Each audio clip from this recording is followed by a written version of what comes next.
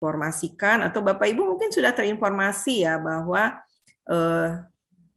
grade-nya tuh ada 1, 2, 3, 4, 5. Jadi memang untuk penyakit ginjal kronik ya kita referensinya adalah bahwa apabila sudah G5 atau kadang-kadang juga ada stage 5 ya di mana sudah gagal ginjal, di mana GFR-nya sudah kurang dari 15 ya kita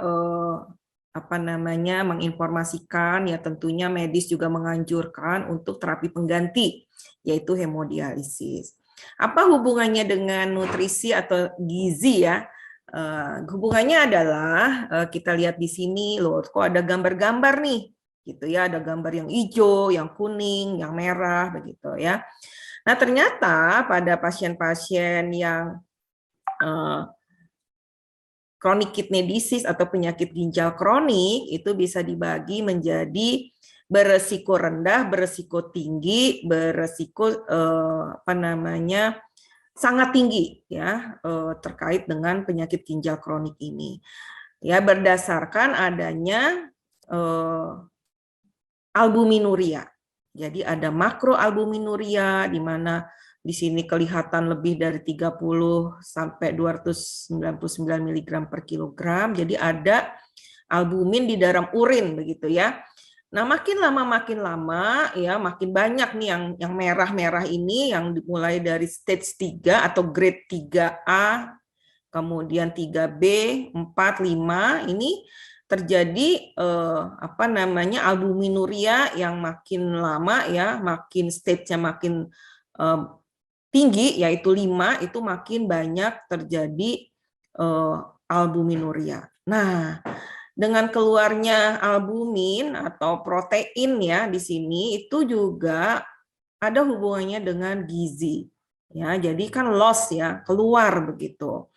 Nah, itu tanda-tanda yang buruk terkait dengan penurunan fungsi ginjal dan tanda-tanda juga yang kurang baik terkait dengan ini ada yang keluar sehingga beresiko terjadinya kurang gizi atau malnutrisi salah satunya dari albumin-albumin yang keluar melalui urin.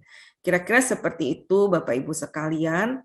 Nah, memang pada penyakit ginjal yang stage-nya sudah 5 dengan terapi pengganti ini harus ditangani bukan hanya dokter tapi oleh perawat, oleh nutrisionis atau dietitian ya tenaga gizi, kemudian juga oleh nakes lainnya seperti apoteker. Kita itu bersatu ya yang disebut patient center care. Jadi pasien di tengah-tengah bersama keluarga dikelilingi oleh profesional pemberi asuhan ya, kemudian clinical leader-nya tetap DPJP ya, dokter penanggung jawab pelayanan. Dalam hal ini kalau pasien-pasien dengan penyakit ginjal kronik adalah dokter spesialis ginjal hipertensi, kira-kira seperti itu.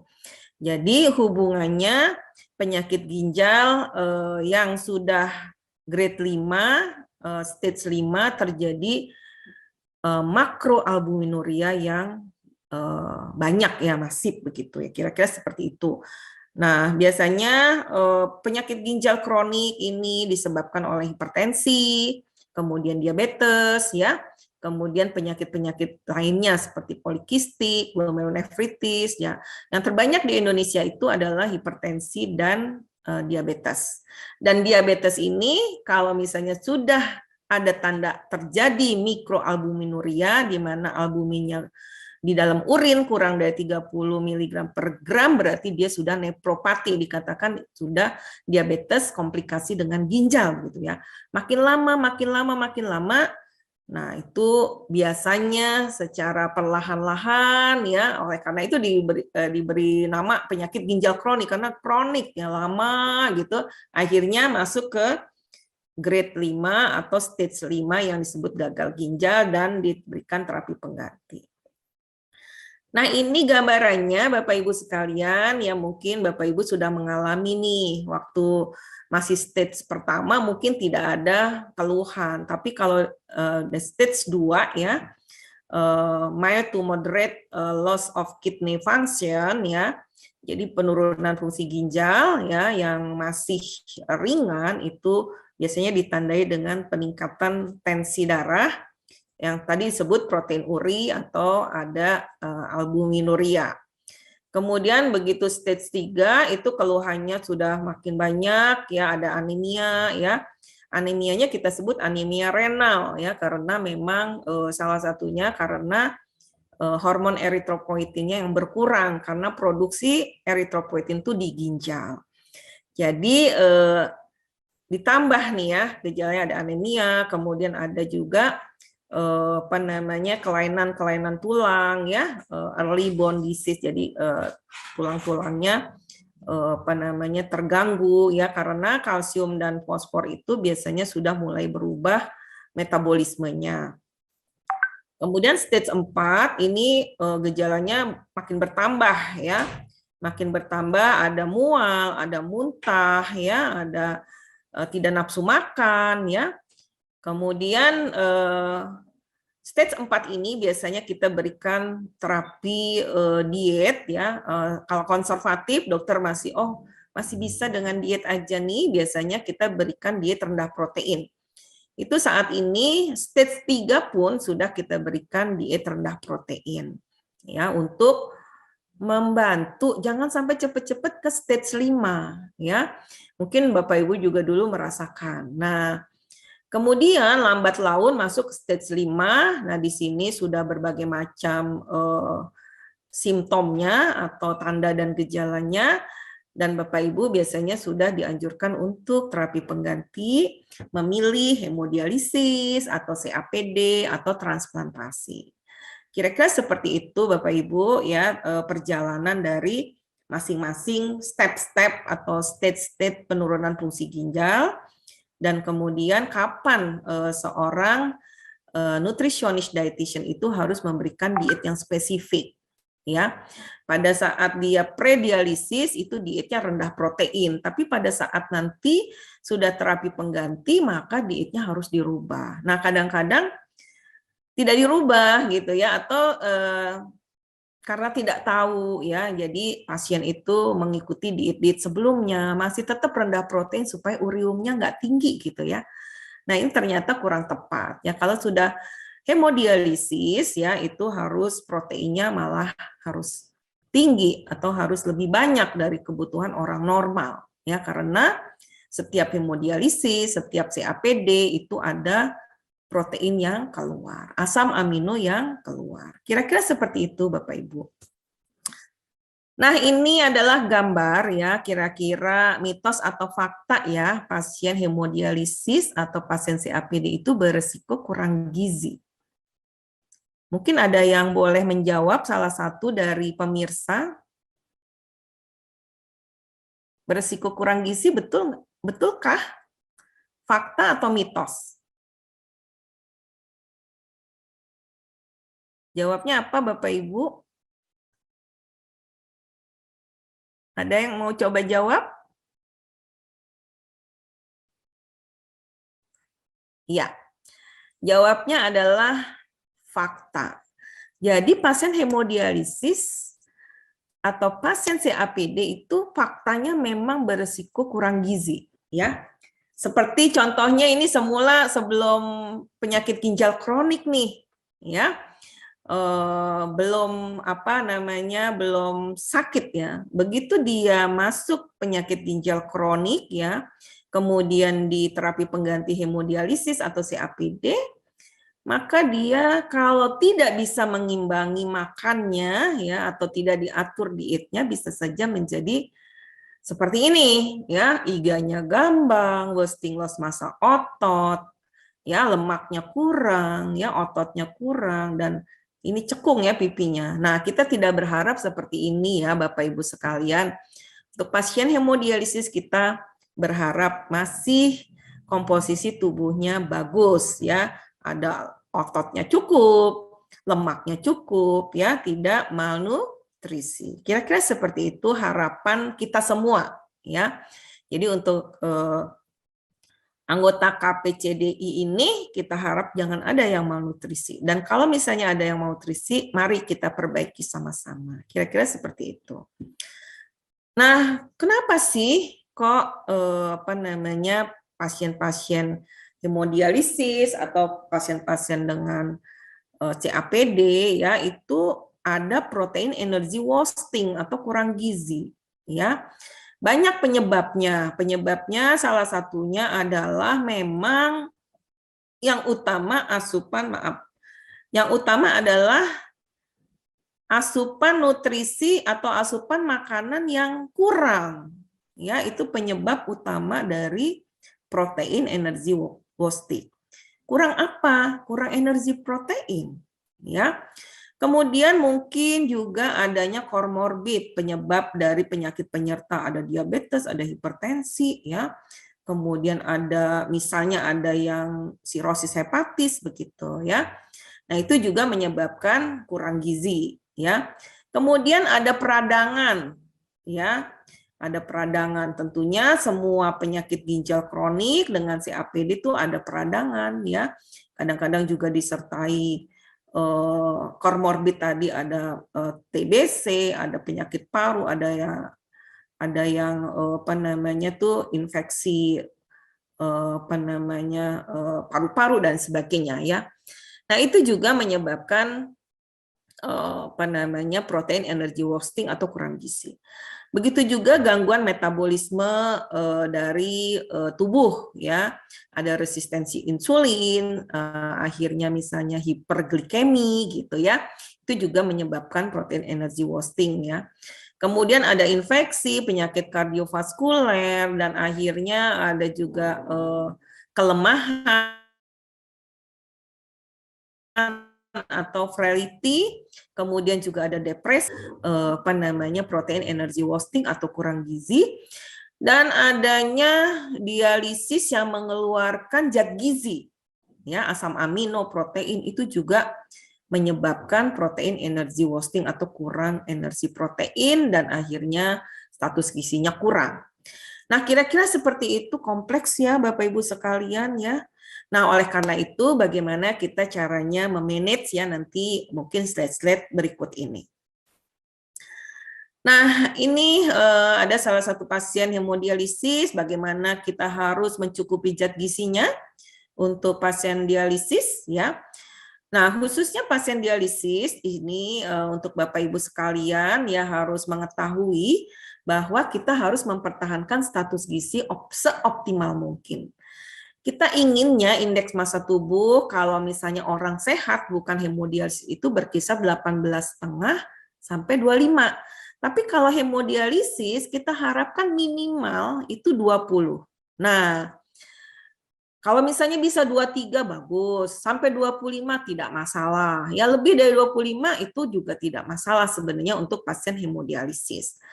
Nah, mungkin bertanya-tanya ya Bapak Ibu sekalian, bagaimana menghitung indeks massa tubuh, ya.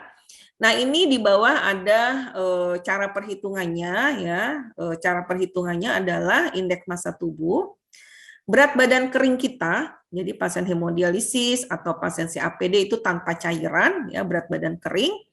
Kemudian berapa kilo berat badan keringnya, contohnya 60, nih saya contohkan ya, supaya Bapak Ibu nanti bisa menghitung sendiri-sendiri nih, ya setelah ini. Kemudian tinggi badan kita berapa? Misalnya 160 cm, berarti 1 meter 60, berarti 1,6, kemudian dikuadratkan. Nah, setelah itu dibagi 60 kilo, dibagi tinggi badan dalam meter dikuadratkan. Nah, ini sebagai contoh dapatnya 23. 23 itu masih di range 20 sampai 25. Berarti alhamdulillah status gizi kita baik. Begitu kira-kira Bapak Ibu.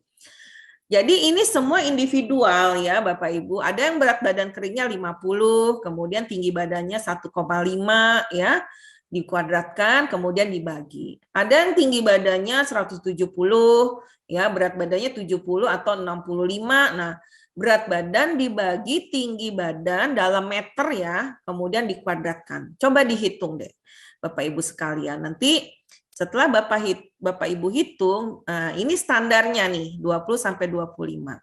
Kalau kita di range ini, itu berarti masih oke. Waduh, status gizi saya masih baik ya. Tapi kalau misalnya di bawah 20 dapatnya 18, 17, 18,5 sampai 19 pun itu berarti masih status gizinya kurang, ya.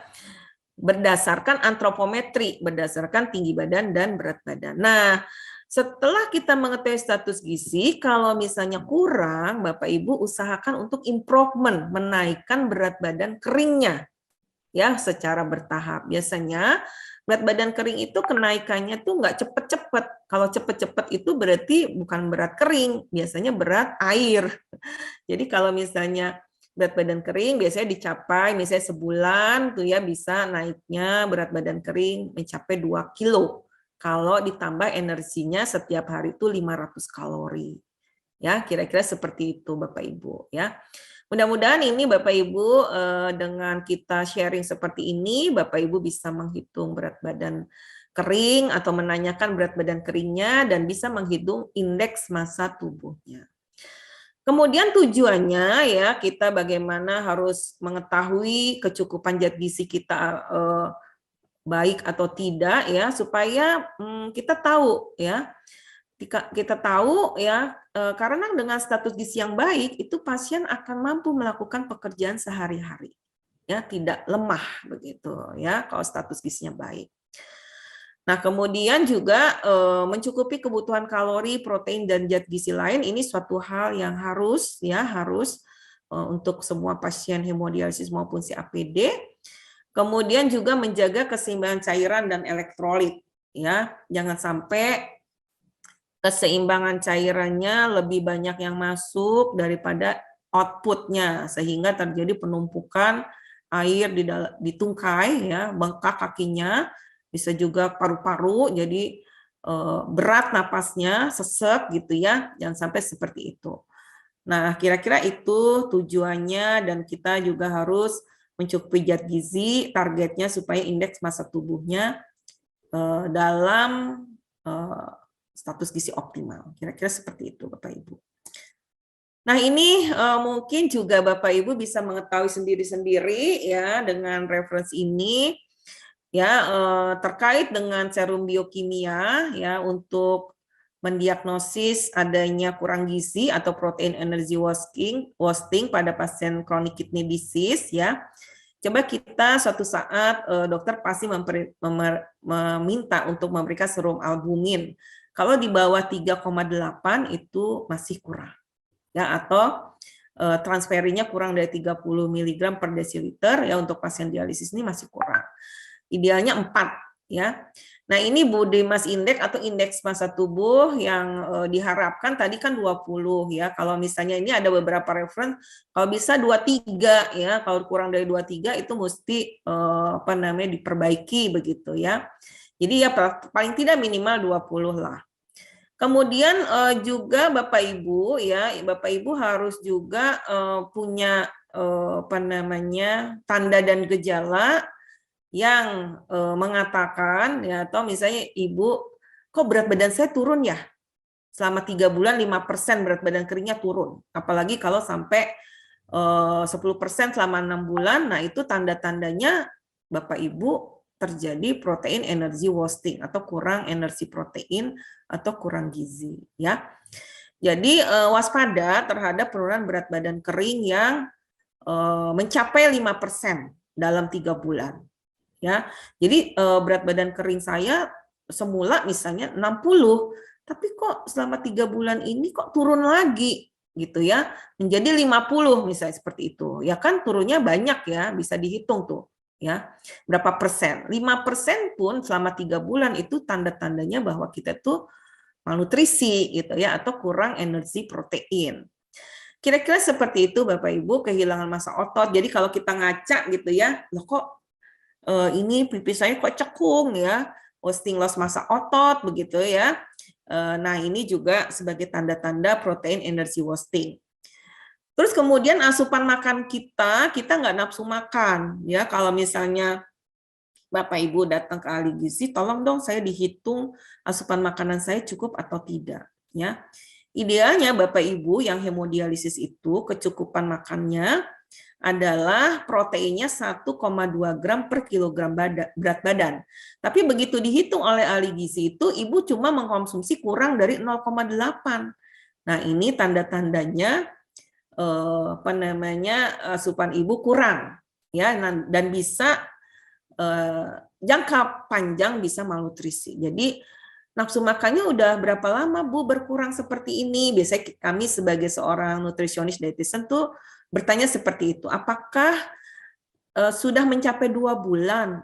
Nah, pasien iya nih selama 2 bulan tuh saya nggak nafsu makan sehingga asupannya sedikit sekali begitu ya. Nah, pas dihitung memang ternyata proteinnya kurang dari 0,8, nah itu berarti suatu tanda bahwa Bapak Ibu malnutrisi gitu ya.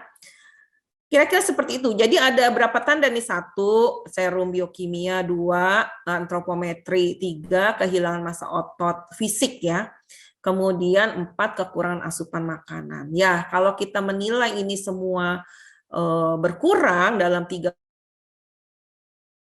bisa kita mendiagnosis Bapak Ibu ini malnutrisi atau kurang gizi atau kurang energi wasting ya. Ya, mudah-mudahan sih yang pemirsa di sini semuanya tidak terjadi seperti ini ya. Nah, kalau misalnya ada yang terjadi, tentunya harus kita sama-sama bantu untuk perbaiki ya. Baik, nah ini zat gizi apa sih yang paling harus diperhatikan untuk pasien hemodialisis? Pertama, kalori atau energi ya. Kemudian protein, kemudian garam, kalium, fosfor, kalsium, dan cairan. Nah, ini ada yang seperti tadi Pak Samosir bilang, Pak Tony bilang, ada yang dibatasi. Ada juga yang harus tinggi, itu namanya diet. Jadi diet itu mengatur makanan dan minuman sesuai kondisi pasien dan sesuai penyakitnya. Oleh karena itu biasanya kita menyebutnya medical nutrition therapy, terapi gizi sesuai kondisi medis pasien. Pasien hemodialisis ya, beda kebutuhannya dengan pasien yang belum hemodialisis atau predialisis yang tadi stadium 3, 4. Nah, khusus untuk pasien hemodialisis yang harus diperhatikan adalah proteinnya harus lebih banyak dari kebutuhan orang normal. Kalorinya cukup disesuaikan dengan kebutuhan. Apabila Bapak Ibu ternyata diukur tadi, oh ini kok malnutrisi gitu ya, maka kalorinya harus tinggi juga. Ya, karena kekurangan energi protein ini yang menyebabkan malnutrisi atau protein energy wasting tadi. Ya, jadi kalorinya harus diperhatikan, proteinnya juga harus diperhatikan. Natrium harus rendah. Ya, lebih rendah dari kebutuhan orang normal. Kira-kira seperti itu Bapak Ibu ya. Karena kalau terlalu banyak intake dari natrium, pertama kita kan biasanya dengan penyakit ginjal kronik pasti disertai dengan hipertensi. Jadi pertama untuk mengontrol hipertensinya, kemudian untuk supaya tidak haus, karena coba kita deh makan asin-asin, pasti itu kita rasanya haus. Jadi kita terangsang untuk minum terus begitu ya. Nah, ini menyebabkan penumpukan cairan. Kemudian kalium, ya kalium juga harus individual. Nanti kita lihat ya apakah Bapak Ibu hiperkalemia. Nah kalau hiperkalemia baru kaliumnya kita batasi. Tapi boleh nggak sih makan sayur dan buah? Sebenarnya intinya Bapak Ibu semua pasien hemodialisis itu boleh makan sayur dan buah. Tapi kalau hiperkalemi itu ada triknya untuk mengurangi sayur dan buah ya. Untuk mengurangi kaliumnya dengan cara direndam. Ya nanti di slide-slide berikutnya. Kemudian fosfor biasanya tinggi, ya meningkat karena metabolisme fosfor dan kalsium ini berubah. Hiperfosfatemia, hipokalsemia. Nah, oleh karena itu dokter itu membantu ya memberikan obat kepada Bapak Ibu yaitu fosfat binder, kalsium karbonat sebagai contoh itu harus dimakan pada saat bersamaan makan. Sehingga si fosfor ini bisa diblok oleh obat itu tidak terserap ya, tidak menambah hiperfosfatemianya. Kira-kira begitu Bapak Ibu. Dan untuk kalsium biasanya Untuk mengimbangi fosfor yang meningkat, ya kalsium ini biasanya mengambil dari tulang-tulang, sehingga kenapa kok pasien hemodialisis biasanya tulang-tulangnya cepat rapuh, kemudian tinggi badannya menjadi pendek gitu ya, berubah begitu. Nah itu karena adanya metabolisme kalsium fosfor yang tidak baik pada pasien dialisis. Yang terakhir ada cairan ya. Cairan itu nah ini yang kadang-kadang susah nih. Negara kita kan tropis ya, panas ya. Susah menahan rasa haus. Jadi pasien-pasien biasanya minumnya tuh susah dikontrol. Nah, Bapak Ibu, kalau terlalu banyak cairan yang masuk, tentunya akan terjadi penumpukan cairan karena ginjal Bapak Ibu sekalian tidak optimal mengeluarkan cairan dan hanya dikeluarkan seminggu 2 kali melalui hemodialisis. Nah ini sangat berat ya agar supaya tidak terjadi penumpukan cairan tersebut, maka Bapak Ibu harus mengontrol cairan. Ya cairan ini bukan berarti hanya minum loh. Ya, kuah sayur juga itu termasuk cairan ya. Sebagai contoh, saya pernah menganamnesis pasien yang kok selalu overload ya, kok selalu bengkak ya. Ternyata beliau itu, saya tanyakan apakah Bapak kelebihan minum? Enggak, saya minumnya sedikit loh gitu kan. Coba Pak ceritakan makan paginya gitu ya. Makan pagi dia bilang dengan Indomie rebus ya. Dah kemudian oh berarti cairan dari Indomie. Minum juga nggak Pak? Bisa saya tanya seperti itu ya. Minumlah gitu ya. Nah kemudian makan siangnya gimana Pak? Oh karena dia kebetulan dari Jawa Barat, dia suka pepes ikan. Oh bagus Pak pepes ikan, saya bilang gitu ya. Kemudian apa Pak ini penyerta lainnya? Ya saya terusnya kalau pepes ikan disertai dengan sayur asem begitu ya. Wah sayur asem berarti sayur asemnya nih ya kuahnya mungkin ada di situ. Nah, terus kemudian lalap-lalapan juga ada, dia bilang gitu. Oke, baik Pak. Makan malamnya apa Pak? Makan malamnya saya biasanya anak-anak itu suka belikan saya sate ayam, ya. Kemudian, oh iya Pak, selain sate apa? Ya pakai nasi atau lontong dan kemudian ya sopnya lah, ya pakai sop, ya. Ya itu berarti cairan juga. Nah, kadang-kadang nggak sadar pasien-pasien itu bahwa cairan-cairan di sayur itu juga termasuk air. Persepsinya yang namanya air itu air minum, ya. Nah itu yang kadang-kadang membuat kelebihan intake cairan, ya. Sehingga pas kita hitung-hitung, wah iya Pak, ini apa namanya kuah-kuahnya kelebihan. Jadi kita anjurkan sayur-sayuran yang sebaiknya tidak berkuah banyak untuk pasien hemodialisis dan CKPD. Dan kalaupun suatu saat mau makan dengan sayur yang berkuah, maka konsekuensinya air minumnya harus dikurangi atau masuk ke dalam perhitungan air. Baiklah, Bapak Ibu sekalian, kira-kira seperti itu cerita singkatnya. Jadi energi ini harus cukup ya untuk supaya protein yang kita makan tidak dipecah menjadi energi juga, ya. Kira-kira seperti itu. Kemudian kita menuju berat badan ideal, Bapak Ibu. Jadi kecukupan energi ini berdasarkan berat badan ideal. Sebenarnya Bapak Ibu tidak usah susah-susah, kami bantu sebenarnya kalau ada ahli gizi di setiap unit hemodialisis sebenarnya beres nih. Kadang-kadang ya tidak semua unit hemodialisis itu mempunyai nutrisionis atau dietitian. Ini yang masalah ya. Ya mungkin nanti bisa diusulkan ya.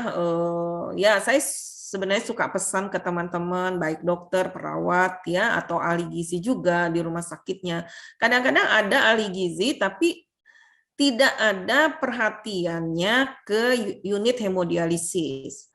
Karena terbatasnya ahli gizi di rumah sakit, jadi dia prioritas di asuhan gizi rawat inap, rawat jalan, kemudian di food service, tapi tidak mampir ke unit hemodialisis karena keterbatasan. Nah, saya bilang ya diusulkan dong ke direkturnya ya supaya ada perhatian karena pasien-pasien hemodialisis, pasien-pasien CAPD ya, pasien-pasien transplant itu termasuk vulnerable patient yang harus mendapat perhatian khusus dan diakses oleh semua profesi, dibantu edukasinya, dibantu konseling gizinya.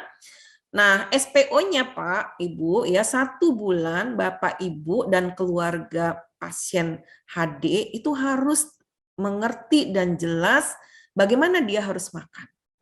Jadi jangan terus kemudian bingung di rumah, aduh saya makan apa nih ya?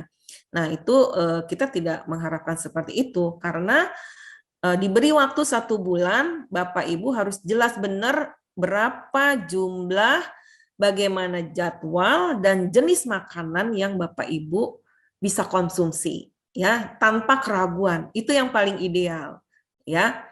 Nah, referensi itu saya ambil dari American Dietetic Association sehingga kita adopt di sini di Indonesia ya. Implementasinya di unit hemodialisis rumah sakit saya dulu ya, itu kita implementasi benar, tidak ada pasien-pasien hemodialisis atau CAPD yang tidak di training atau tidak diberikan edukasi. Nah, mudah-mudahan sih menular ya ke seluruh Indonesia nih ya, Bapak-bapak, Ibu-ibu. Sebenarnya hak Bapak Ibu tuh ada untuk diberikan edukasi gizi. Ya, ini proteinnya ya, protein untuk pasien dialisis itu minimal ya, minimal banget itu 1 gram per kilogram berat badan. Tapi bisa sampai 1,2 gram per kilogram berat badan. Kalau Bapak Ibu kurang dari 1 gram, seperti 0,8 atau kurang dari 0,8, itu pasti terjadi kurang gizi. Jadi kecukupannya kurang untuk protein. Kalau orang dewasa sehat itu memang 0,8, tapi kalau untuk pasien dialisis itu kurang. Ya, kurang. Nah, kalau misalnya Bapak mau dialisis atau CAPD makan seperti orang biasa, itu pasti akan terjadinya protein energy wasting. Kira-kira seperti itu Bapak Ibu. Nah, ini adalah faktanya ya.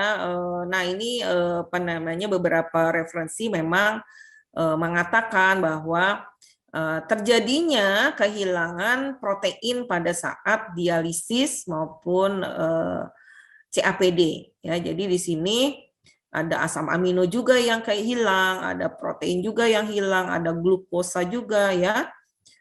Kira-kira seperti itu sehingga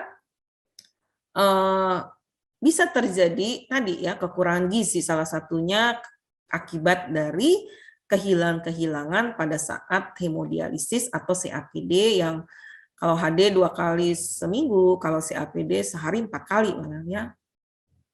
Nah, Bapak Ibu untuk mengetahui ya apakah kita malnutrisi atau tidak, itu selain indeks massa tubuh yang tadi kita infokan ya berdasarkan tinggi badan dan berat badan.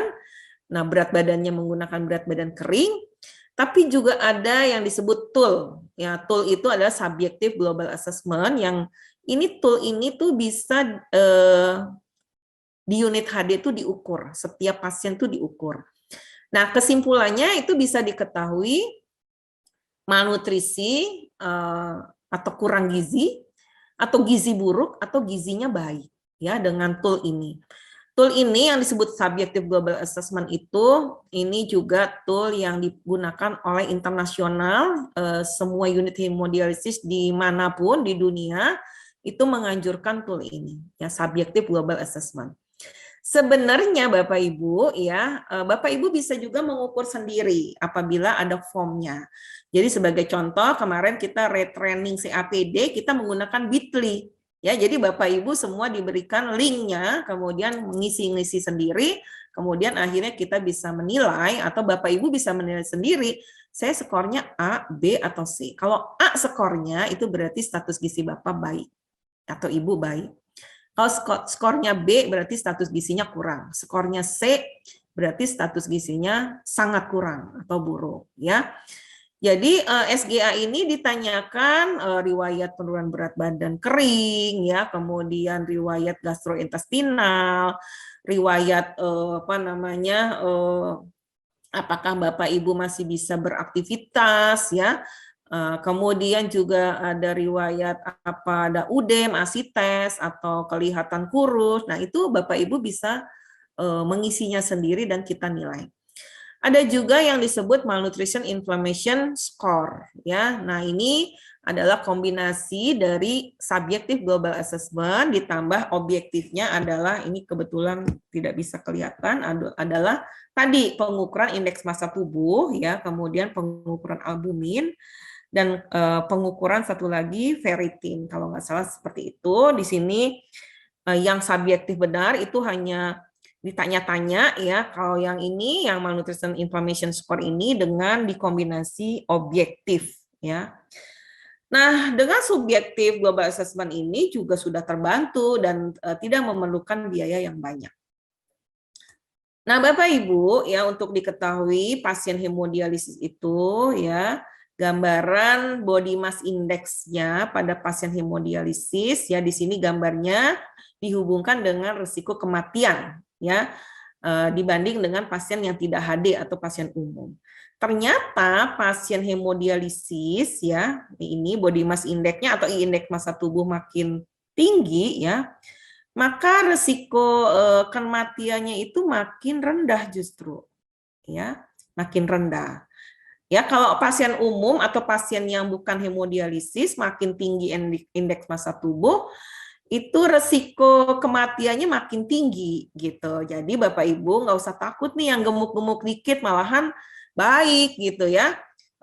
Nah, kita sebagai seorang nutritionist dietitian, ya, itu juga tidak akan menganjurkan pasien hemodialisis turunkan berat badan, kecuali kalau memang berat badannya kelebihan air, ya. Kalau kelebihan massa otot, ya, atau body mass index-nya sedikit lebih, misalnya harusnya tadi, ya, dianjurkan antara 25 maksimal, ini kok sampai 26 atau 27 atau 28, itu sebenarnya kita nggak akan agresif, ya, menurunkan indeks massa tubuh. Jadi kita biarkan saja. Maksudnya justru lebih baik begitu, ya. Kira-kira Bapak Ibu seperti itu informasinya. Jadi ini adalah anjuran kebutuhan untuk pasien hemodialisis, ya, individual, betul Bapak Ibu. Tidak sama satu pasien dengan pasien lainnya, kebutuhan energinya 25 sampai 35 kalori, tadi protein sudah disebutkan, 1 sampai 1,2, lemak cukup, karbohidrat cukup. Nah, ini garam dibatasi, ini intinya. Berapa banyak dibatasinya?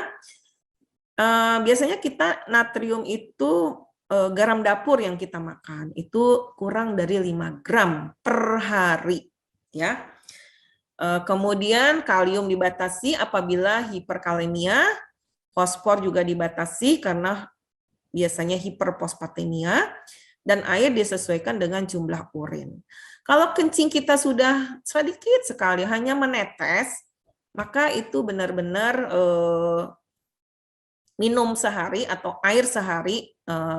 Air itu bukan hanya air minum tadi, kemudian juga diperhitungkan air-air dari sayuran, ya, itu kurang lebih sekitar, ya, kalau misalnya masih ada urin outputnya berapa, ditambah 500 ml. Oh, nggak ada sama sekali, ya, ada beberapa reference mengatakan 750 cc. Ya, kalau misalnya besar sekali orangnya, ya, permukaan tubuhnya luas, ya, karena gemuk gitu, ya, maksimal itu 1 liter, ya. Tapi kalau dengan 1 liter, ya, individual, ya, ini terus kemudian timbul bengkak, ya, harus dikurangi jadi 750. Ya, jadi individual sekali. Nah, ini garam, ternyata garam itu bukan hanya garam, tapi termasuk pengawet, penyedap, atau misalnya rasa, ya. Di sini suka kadang-kadang ada kaldu jamur, ya, kaldu ayam, kaldu daging gitu, ya, yang dalam bentuk saset itu juga istrinya garam. Jadi kalau misalnya sudah menggunakan garam, idealnya tidak menggunakan yang lainnya, ya, seperti vetsin, kemudian kaldu ayam, kaldu jamur, dan sebagainya. Nah, ternyata bukan hanya garam ya yang mengandung natrium, tapi juga makanan-makanan olahan seperti keripik-keripik, ya, keripik singkong ini saya dibubuhi garam. Biskuit-biskuit dan makan-makanan ini yang di depan ikan asin. Oh ya, termasuk yang di kaleng Bapak Ibu, ya, yang di awet, ya, termasuk telur asin. Waduh, ini kesukaan saya nih kata Bapak Ibu gitu ya, telur asin. Nah, itu yang kita anjurkan ini semuanya dibatasi, ya. Idealnya sih memang apa namanya tidak mengkonsumsi makanan-makanan yang di depan ini, ya. Kan tapi suatu saat misalnya saya pengen telur asin deh, ya, sekali-sekali, tapi dikombinasi dengan sayuran yang tidak bergaram misalnya. Nah, itu sih ya boleh-boleh saja, ya. Tapi hendaknya tidak rutinitas dikonsumsi ya yang di depan ini. Ya, kita tidak menganjurkan. Ya, ini kalium. Kenapa sih kok kalium tuh ditakuti ya oleh tenaga kesehatan, oleh Bapak Ibu semua ya? Takut hiperkalemi, harus takut hiperkalemi gitu ya. Hiperkalemi itu menyebabkan aritmia, jadi jantung tiba-tiba bisa berhenti berdetak gitu. Ya, oleh karena itu kita juga harus menjaga jangan sampai kalium kita tinggi. Ya. Nah, apabila hiperkalemia, kita pilih buah yang kaliumnya rendah atau sayuran juga yang kaliumnya rendah. Sebenarnya sih tetap Bapak Ibu kita harus membutuhkan serat.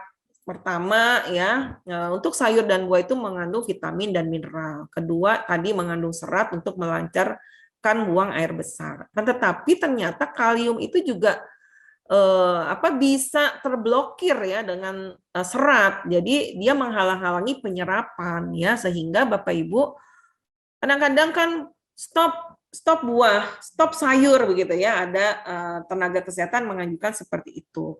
Nah, tetapi di luar negeri pun Bapak Ibu bisa browsing ya. Itu tetap juga diberikan tapi kita pilih, kita pilah ya, nggak semua sama ya, pasien tuh nggak semua sama, ada yang hiperkalemi, ada juga yang enggak. Kenapa kok harus dipukul rata semuanya stop buah, stop. Nah, yang hiperkalemia saja itu kita masih usahakan mendapat sayur dan buah dengan cara buah dan sayur itu dikurangi kaliumnya dengan merendam selama 2 jam. Jadi misalnya 1 mangkok buah ya kita rendam 10 kali bahan makanan, jadi 10 mangkok airnya ya selama 2 jam. Kemudian setelah 2 jam airnya dibuang, itu air yang mengandung kalium ya. Karena apa? Buah larut ya kaliumnya di dalam air, begitu juga sayuran ya. Setelah dibuang, dicuci kembali. Kalau misalnya mau masak sayur ya sayurnya langsung dimasak ya, dikasih bumbu boleh ya. Kalau buah loh jadi nggak enak dong, nggak manis dong Bu gitu kan. Nah, untuk buah bisa dimodifikasi supaya tetap enak. Bapak Ibu bisa buat seperti koktail buah. Jadi rendam apa namanya pandan, daun pandan ya atau daun biasanya daun bukan kayu manis atau daun jeruk ya dimasak dengan air gula ya. Kemudian buah-buah yang direndam itu setelah airnya mendidih dimasukkan. Kira-kira seperti itu. Nah, ini Bapak Ibu informasi kalau misalnya Bapak Ibu kaliumnya tinggi ya, maka ini informasi makanan yang kaliumnya tinggi. Jadi ada pisang ya, ada kentang ya, kemudian ada alpukat. Nah, ini termasuk kalium-kalium yang tinggi untuk diketahui oleh Bapak Ibu ya. Nah, ini kita memang batasi ya. Nah, kalau misalnya hiperkalemi biasanya buahnya kita ganti ya. Kita ganti pisang jangan dikonsumsi Bu, kita ganti dengan buah lain gitu. Kira-kira seperti itu. Nah, ini fosfor, sumber fosfor itu sebagian memang dari protein. Padahal kan protein harus tinggi, Bu. Ya, betul ya. Jadi oleh karena itu Bapak Ibu diberikan obat fosfat binder. Kita tanpa obat fosfat binder ya, fosfor itu tidak bisa terkontrol ya. Jadi kelebihan fosfor kenapa di dalam tubuh itu berdampak kurang baik karena di dalam darah akan memicu kalsium keluar dari tulang untuk mengimbangi fosfor yang tinggi sehingga meningkatkan risiko dari osteoporosis, tulang-tulangnya keropos ya. Kemudian penumpukan fosfor juga akan menyebabkan gatal pada kulit ya. Seperti tadi ya, protein memang harus tinggi ya, 1 sampai 1,2, tapi bukan setinggi-tingginya gitu ya. Tetap kalau misalnya Bapak udah kelebihan dari 1,2 itu biasanya dampaknya misalnya gatal ya, terus kemudian tadi tulang-tulangnya pegel-pegel atau berisiko keropos ya.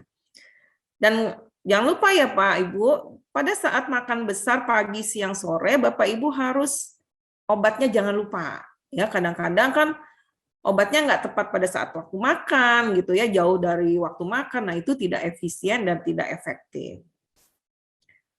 Nah, ini terkait dengan fosfor ya, memang fosfor itu mineral yang penting bagi tubuh yang berhubungan dengan kalsium sehingga harus seimbang ya.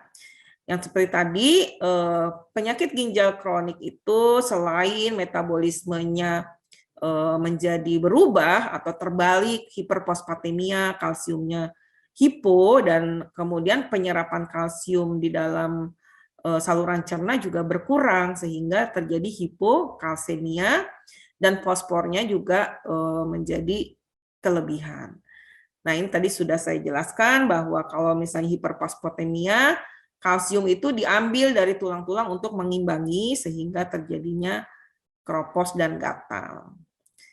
Nah, ini kandungan fosfor Bapak Ibu sekalian dari susu. Oleh karena itu memang kita idealnya susunya susu yang khusus ya untuk pasien penyakit ginjal, tidak susu yang sembarangan.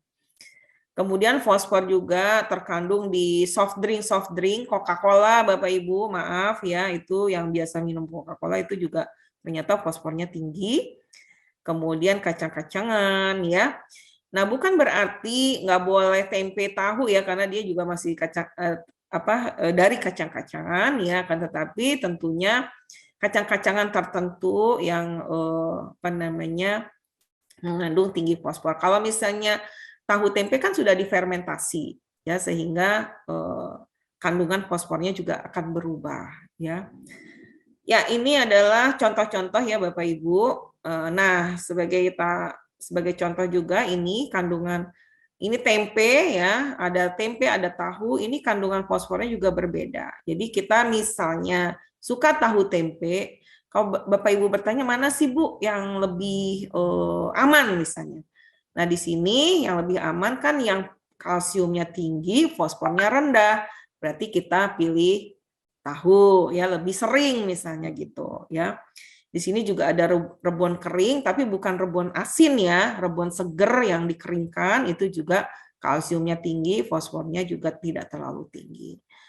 Kemudian juga putih telur Bapak Ibu ya, putih telur itu dibandingkan telur dengan kuningnya, maka fosfornya putih telur itu sangat rendah, sehingga merupakan suatu protein yang bisa untuk suplemen kebutuhan protein Bapak Ibu. Nah, ini sumber kalsium ya. Nah, sumber kalsium juga kita harus pilah-pilah juga ya. Misalnya telur seperti tadi ya.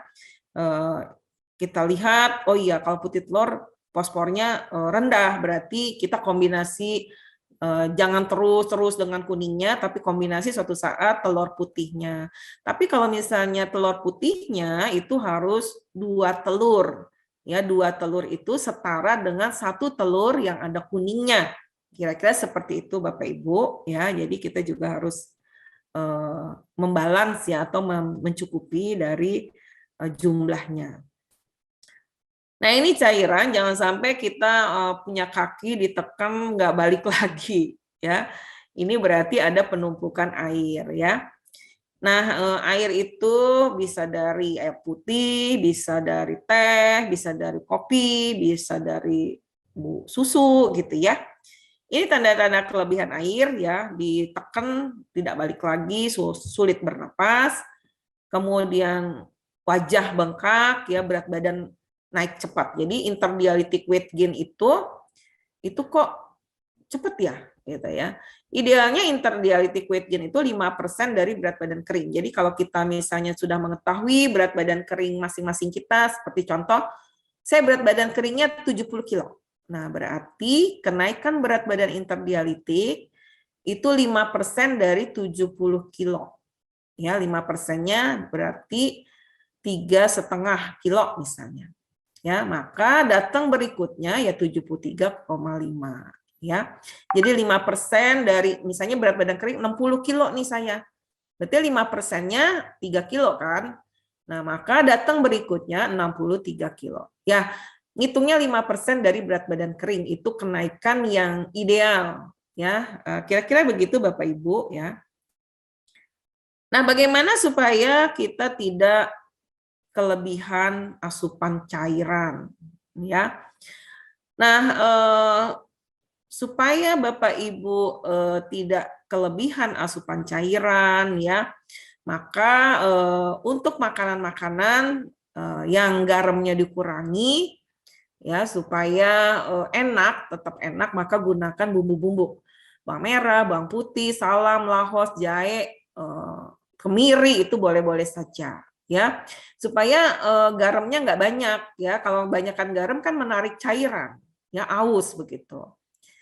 Kemudian minum perlahan, gunakan gelas kecil saja, mengunyah permen keras seperti Fox begitu itu mengurangi rasa haus ya.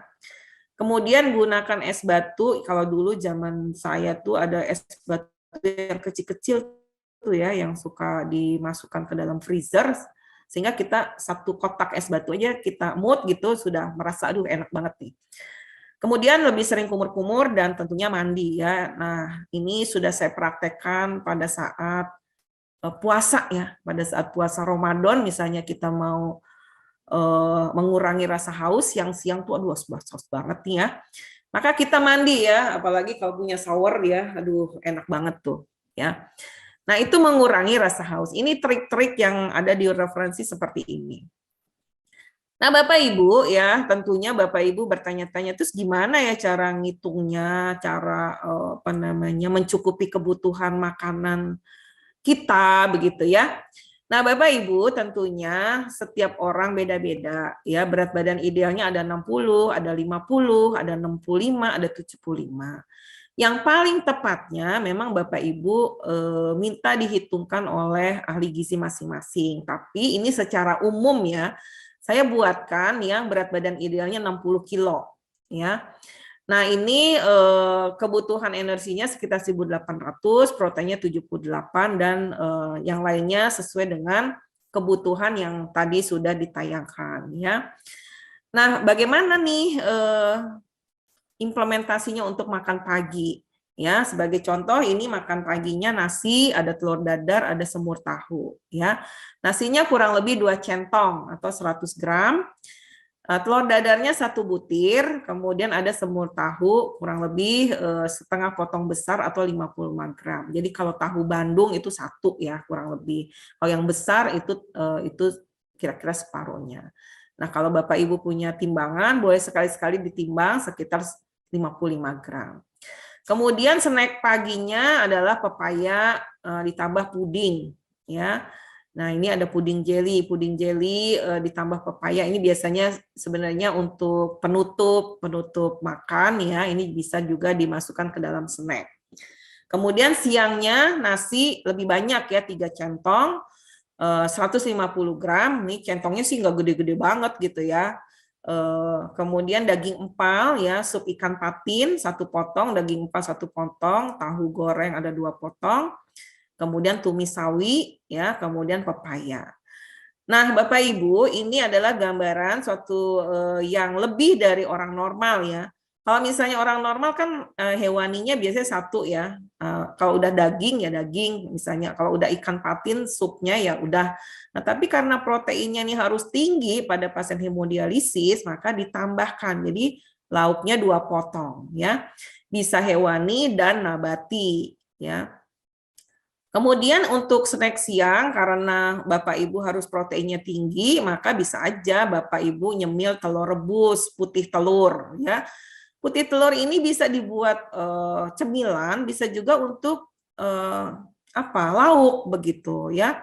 Kalau cemilan, sebenarnya putih telur ini bisa dibikin es krim, ya, bisa dibikin kue-kue ya, mereng, ya, ada namanya kue mereng seperti semprit itu dari putih telur. Nah, itu bisa juga dikonsumsi. Bisa juga dibuat sifon ya. Kira-kira seperti itu Bapak Ibu ya. Kemudian makan malamnya di sini ada nasi 3 centong sama dengan siang 150 gram, kemudian ada ayam goreng, telur balado, pepes tahu dan capcay ya. Capcaynya capcay goreng ya, lebih tidak berkuah. Ya, jadi lapar ya Bapak Ibu semua ya mendengarkan cerita dari menu yang ini. Ya ini visualnya ya nasi ya kurang lebih 2 centong, kemudian telur dadar 1 butir, kemudian semur tahu dan kue-kue jajan pasar. Ini makan siangnya ya. Kemudian ini makan malamnya ya ada capcay goreng, pepes tahu ya. Iya, kira-kira seperti itu. Baik Bapak Ibu, nah saya membahas sedikit mengenai CAPD. CAPD itu tetap juga harus diperhatikan karena ini ke depannya oleh Menkes justru disupport. Jadi ke depan mungkin lebih banyak ya pasien CAPD ke depan. Karena kemandiriannya ya. Nah ini juga harus diperhatikan, kemudian harus di training, retraining ya. Kalau lupa di retraining, jadi kami rutin membuat retraining agar tidak terjadi proteinitis, tidak terjadi kurang gizi pada pasien. Nah ini sumbernya yang saya tadi bicarakan, ada yang terupdate dari Kadoki, ya, kemudian dari American Dietetic Association, ini 2020, yang mengatakan pasien CAPD juga proteinnya harus lebih tinggi dari orang normal. Ya. Nah, pada pasien CAPD yang diabetes, HD yang diabetes itu sama juga ya, proteinnya lebih tinggi dari orang normal ya yang berkisar 1 sampai 1,2, tapi di Indonesia kita sepakati 1,2. Kira-kira seperti itu. Nah, ini pasien CAPD itu menggunakan dextrose ya. Jadi dextrose itu juga sumber kalori yang terserap di dalam tubuh sehingga kita harus perhatikan. Nah, dextrose ini yang menghasilkan kalori itu masuk ke dalam perhitungan kalori kami. Misalnya kebutuhan ibu bapak 1.800. Nah, memakai dextrose menghasilkan kalori berapa? Misalnya 326, maka 1.800 dikurangi 326 kalori itu adalah oral. Kemudian sebagian ini adalah yang sudah diserap melalui dextrose. Jadi tidak terjadi hiperlipidemia. Jadi bisa terkontrol lipid darahnya, kemudian kebutuhannya juga tercukupi. Kira-kira seperti itu Bapak Ibu. Tapi pada saat peritonitis kebutuhan protein jadi beda lagi ya. Tadi 1,2, kalau saat peritonitis bisa dinaikkan lagi menjadi 1,5 gram per kilogram berat badan. Ya, ini adalah training yang kami lakukan untuk pasien CAPD ya. Untuk keluarganya, untuk yang bersangkutan ya, dan kemudian juga nanti diulang lagi pada saat retraining. Kemudian kalau pasien CAPD itu sekali-sekali ada kunjungan di rumah atau home visit, dan home visit itu yang datang adalah ada dokternya, ada perawatnya, ada dietitiannya atau nutrisionis, kemudian ada farmasisnya, dan kita lihat rumahnya apakah layak, apakah sudah benar dilakukan CAPD di rumahnya. Kemudian kita lihat juga ya, karena di rumah saya suka bertanya apakah makanan siang Bapak Ibu coba seperti apa. Jadi kita langsung melihat apakah sudah tepat ya. Kemudian kita reedukasi lagi. Nah, untuk pasien CAPD, apa yang beda dengan hemodialisis? Yang beda adalah faktanya pasien CAPD ini semuanya rata-rata hipokalemia.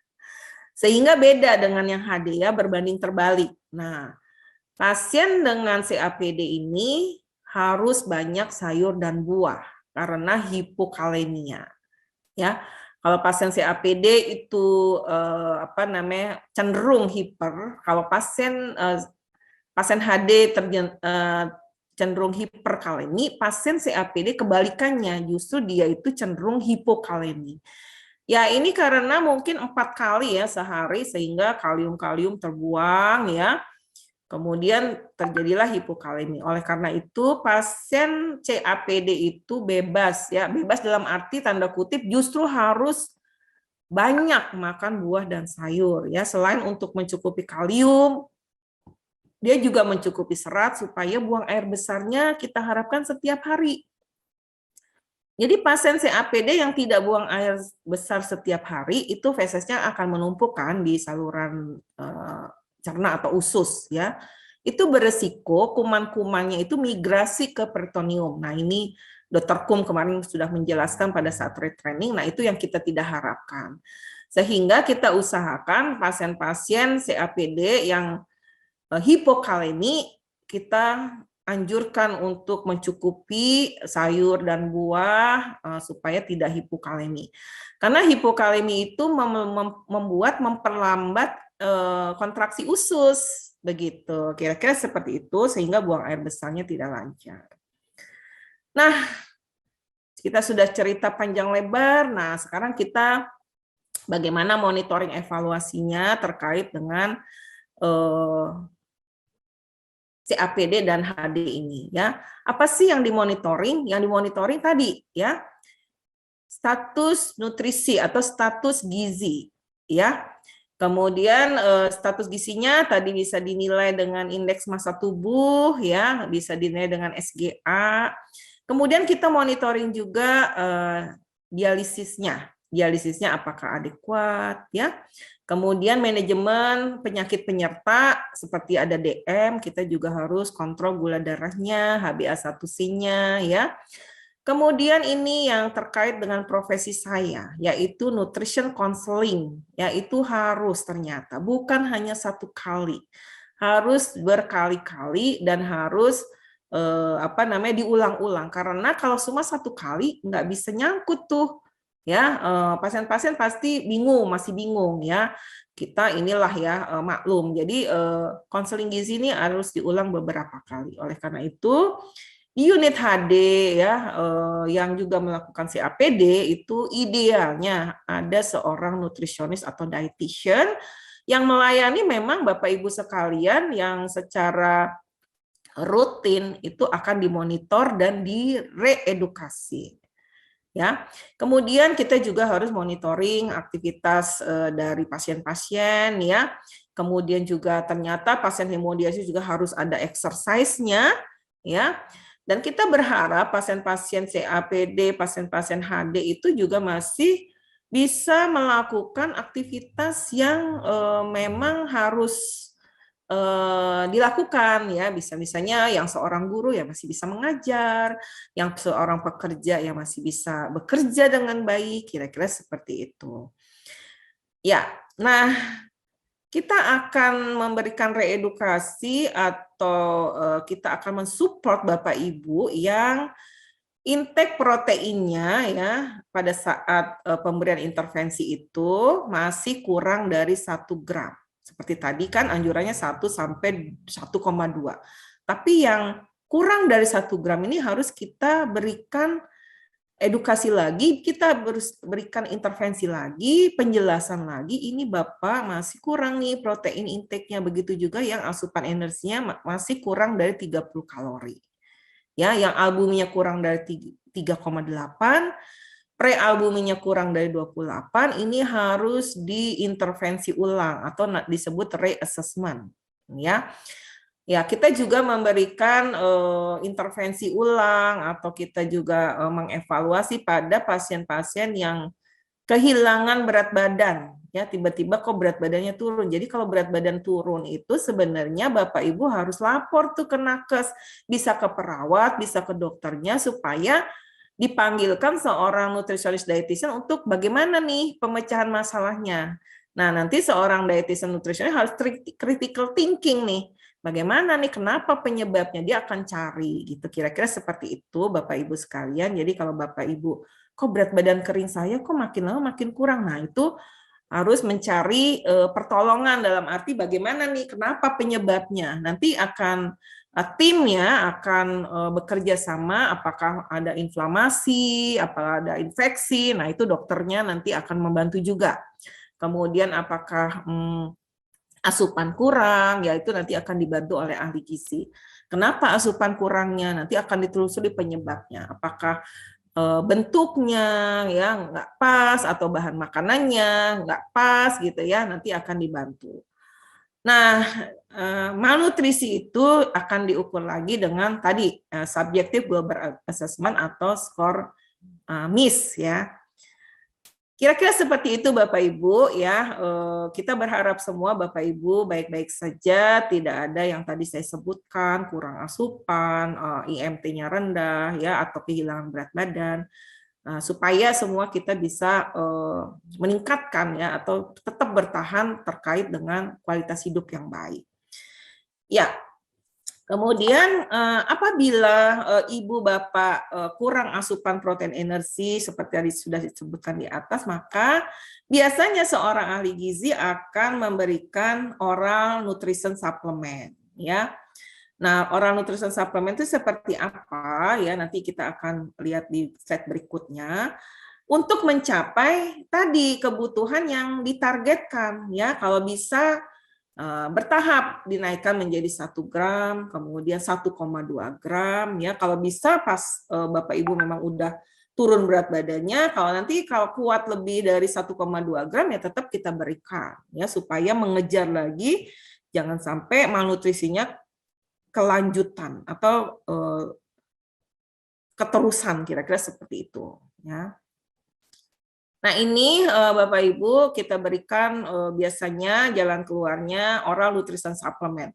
Oral nutrition supplement itu bisa diberikan pada saat hari-hari tidak dialisis atau intradialitik ya. Misalnya Ibu Bapak HD-nya Senin Kamis ya, berarti hari Selasa, hari Rebo gitu ya.